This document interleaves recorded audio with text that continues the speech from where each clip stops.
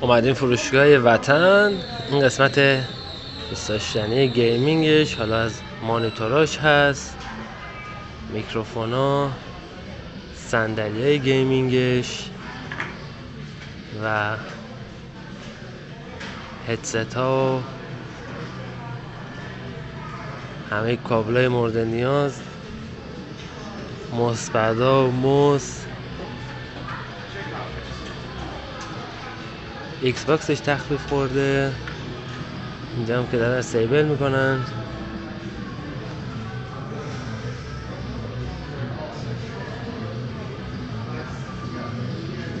از همه وسایل های کامپیوتری تا استیبل کردنشون، همه چی رو فروشگاه تا گیفت کارت ها و مانیتوراش.